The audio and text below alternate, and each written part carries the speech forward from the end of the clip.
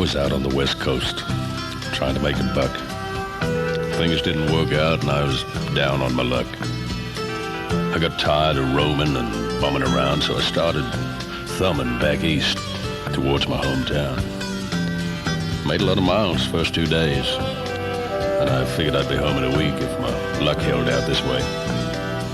But the third night I got stranded way out of town at a cold, lonely crossroads.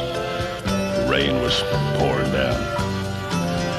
I was hungry and freezing, done caught a chill, and the lights of a big semi topped the hill. Lord, I was sure glad to hear them air brakes come on. And I climbed in that cab where I knew it'd be warm. At the wheel sat a big man. He weighed about 210, and he stuck out his hand and he said with a grin, "Big Joe's the name."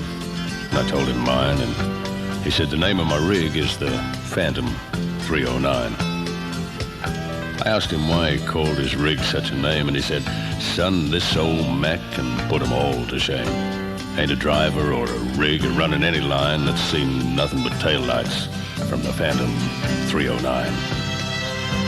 Well, we rode and talked the better part of the night when the lights of a truck stop came in sight, and he said, "I'm sorry, son, this is as far as you go, because I got to make a turn just on up the road." Well, he tossed me a dime as he pulled her into low and said, "Have yourself a hot cup on Big Old Joe." And then Joe and his rig roared out into the night, and nothing fled, he was out of sight. Well, I went inside and ordered me a cup, and I told the waiter that Big Joe was setting me up. Well, you could have heard a pin drop. Got deathly quiet, and the waiter's face turned kind of white. "Well, did I say something wrong?" I said with a halfway grin. He said, "No, this happens every now and then. Every driver in here knows Big Joe. But son, let me tell you what happened about 10 years ago.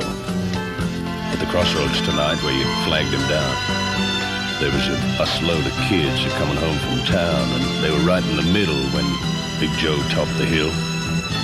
Could have been slaughtered, but he turned his wheels. Well, Joe lost control, went into a skid, and he gave his life to save that bunch of kids.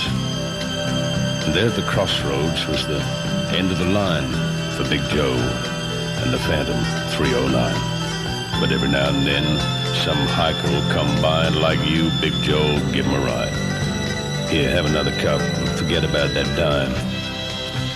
You can keep that as a souvenir from Big Joe and the Phantom-309.